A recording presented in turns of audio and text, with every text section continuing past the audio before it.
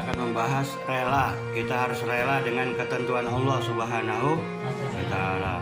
Hendaknya kita rela dengan segala ketentuan Allah Ta'ala. Karena kerelaan merupakan hasil dari mahabbah dan makrifat yang paling mulia. Orang yang cinta sudah sewajarnya rela dengan tindakan kekasihnya. Manis atau pahit baginya sama saja. Allah Ta'ala berfirman, A'udzubillahi minasyaitonirrajim, Bismillahirrahmanirrahim. Man lam yarada biqada'i wa lam yasbiru ala bala'i falyaltamis rabban siwa'i. Artinya barang siapa tidak ridho dengan kodokku, ya, itu artinya tidak ridho dengan ketentuanku dan tidak sabar atas cobaanku, maka carilah Tuhan selain aku. Itu hadis diriwayatkan oleh Ibnu Hibban, Tabrani, Abu Daud dan Ibnu Asakir radhiyallahu anhum. Rasulullah SAW bersabda, Bismillahirrahmanirrahim, Innallaha idza ahabba qauman ibtalahum faman radiya walahu ridha wa man sahita walahu syuhtu. Artinya sesungguhnya apabila Allah mencintai suatu kaum, Allah akan memberi cobaan kepada mereka, dan barang siapa ridho atas cobaanku, kata Allah Ta'ala, baginya keridhoanku, dan barang siapa murka atas cobaanku, nggak terima atas cobaanku, maka baginya kemurkaan Allah. Al-Hadis. Oleh karena itu, ibu-ibu sadayana yang hadir tempat mulia ini, kita wajib bersyukur ya, apapun yang Allah Ta'ala berikan kepada kita, ya, bersabar atas musibah apabila menimpa kita, karena Allah Subhanahu wa Ta'ala. Kita harus mengetahui, orang-orang beriman, kita semua yang ada tempat mulia ini harus mengetahui dan meyakini dengan sungguh-sungguh bahwa hanya Allah yang memberi petunjuk dan kesesatan, kesusahan dan kebahagiaan, mendekatkan dan menjauhkan, memberi dan menahan, merendahkan dan meninggikan, memberi mudarat dan manfaat.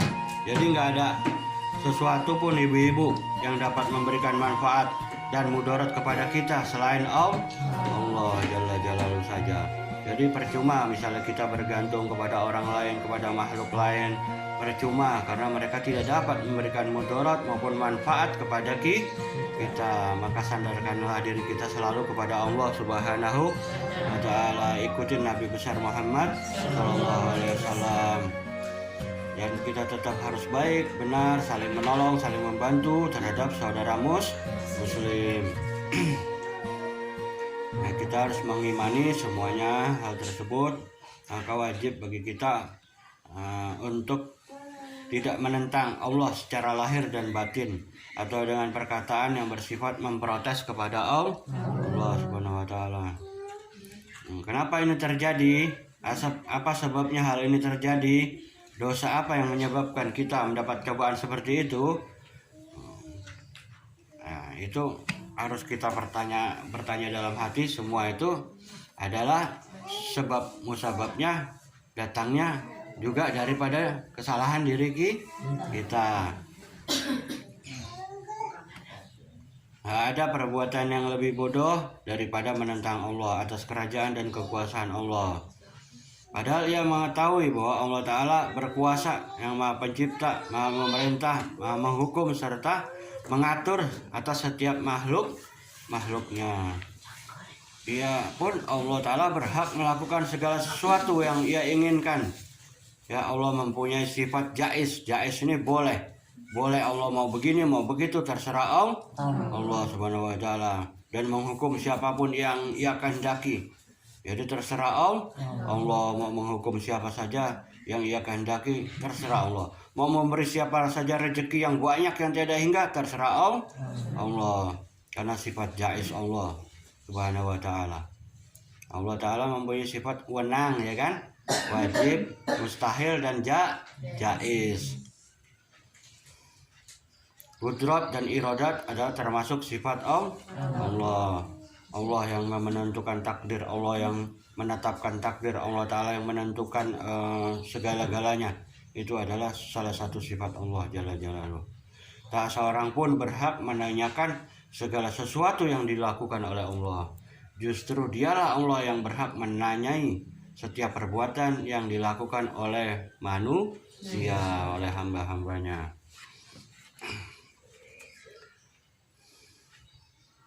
Jadi kita harus yakin bahwa semua pekerjaan Allah pasti terjadi, dan tak ada hukum yang lebih kuat, lebih adil, dan lebih sempurna selain dari hukum Allah. Nah, penjelasan di atas itu mengandung pengertian ridho dengan ketentuan Allah secara global.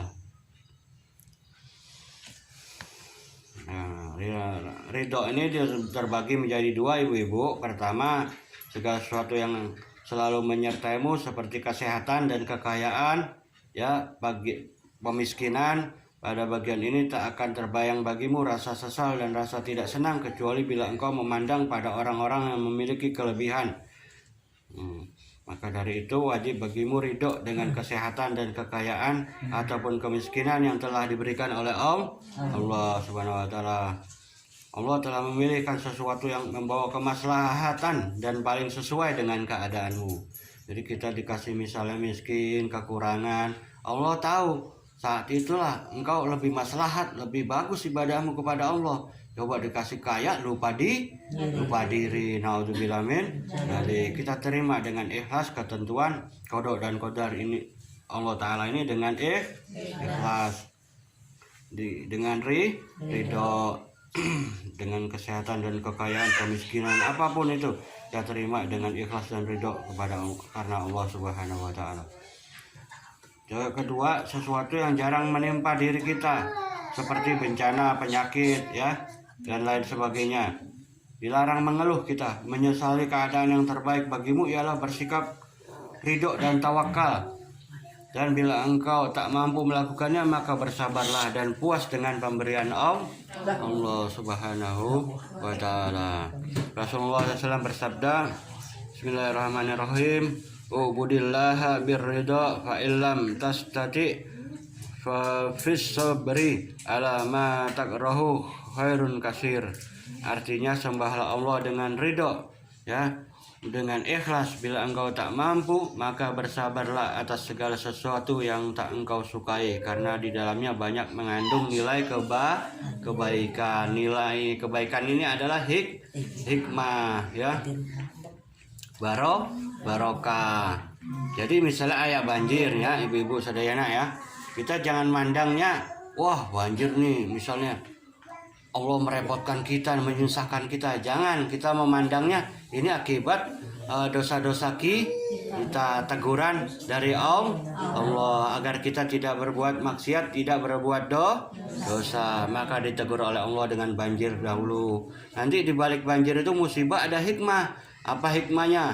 Misalnya hikmahnya yang tadinya jalanan penyapu jalan, dia tidak ada kerjaan, dia Allah kasih kerjaan dengan menyapu jalanan yang dapat upah karena sebab banjir tersebut. Jadi penyapu jalanan itu, pembersih jalanan, dia mendapat upah dari itu. Hikmahnya banyak, dan agar kita takut kepada Allah, ya, dengan bala musibah tersebut, agar kita sadar diri, agar kita banyak bertaubat. Itulah hikmah yang diberikan oleh Allah Subhanahu wa taala kepada kita, hamba yang dhaif, yang lemah ini. Lain halnya orang-orang bodoh, dia senantiasa merasa tenang dengan meninggalkan perintah Allah dan menjalankan larangan Allah, dan mereka pun berdalih bahwa mereka ridho dengan ketentuan Allah Ta'ala. Mereka melakukan kemaksiatan, meninggalkan ketaatan, tak akan menimbulkan ridho Allah, bahkan murkanya Allah yang akan mereka peroleh. Oleh karena itu, bagaimana mungkin mereka mengatakan bahwa mereka ridho pada Allah, padahal Allah sendiri tidak ridho kepada mereka. Radhiyallahu anhum wa radu anhu, dzalika fawzul azim. Ya Allah ridho kepada orang-orang yang ridho kepadanya, ya, orang-orang yang tulus ikhlas ibadah kepada Allah, Allah ridho, dan orang-orang tersebut ridho kepada Allah, dan itu suatu keberuntungan yang besar.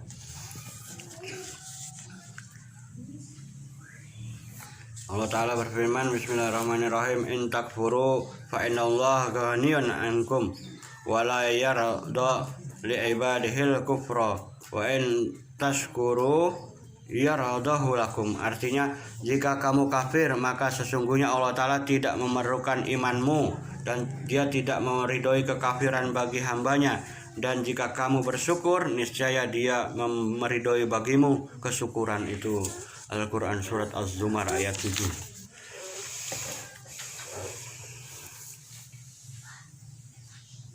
Jadi ibu-ibu, agar kita ini selamat dunia akhirat, jangan lupa setiap daripada ibadah kita lakukan, kita banyak bertobat kepada Allah, ya, bersyukur dan membaca doa Rabbana dzalamna anfusana wa illam taghfir lana wa tarhamna lanakunanna minal khasirin. Rabbana atina fid dunya hasanatan wa fil akhirati hasanatan wa qina adzabannar. Jadi selalu kita bertobat, koreksi diri, muhasabah diri agar kita ini disayang, dikasih sayangi, dicintai, diridhoi oleh Allah Subhanahu wa taala. Dan jangan lupa sebutlah nama Allah Subhanahu wa taala setiap berdoa, minta dengan menyebut nama-nama yang baik. Walillahil asmaul husna fad'uhu biha. Allah mempunyai nama-nama baik, maka mohonlah kepadanya dengan menyebut nama-nama baik tersebut. Ya, misalnya kita minta dibukakan pintu hati, pintu rezeki, ya Allah ya Fattah, ya Rozak. Ya, kita minta dibukakan pintu kepintaran, ya Allah ya Rosid, ya Rosid. Itu artinya Allah yang maha pintar, maha segala-galanya. Terus kita mohon kesabaran, ya Allah ya Sabur, ya. Jadi sebut nama Allah Ta'ala tersebut. Allah yang maha pelindungi, ya Allah ya Kafi, ya Allah ya Wakilu, Allah yang maha memelihara, ya Allah ya Muhaimin, Allah ya Wakilu, ya. Jadi sebut nama-nama Allah yang terbaik tersebut saat kita menghadapi segala sesuatu yang tidak kita inginkan. Suatu hal kejahatan apapun, kita memohon perlindungan Allah Subhanahu wa taala. Sampai di sini saja hari ini Ibu Sadayana. Semoga Allah taala ampuni dosa-dosa kita, Allah ridhoi langkah kaki kita, niat baik kita, ya, amal-amal kita Allah balas dengan pahala yang berlipat ganda.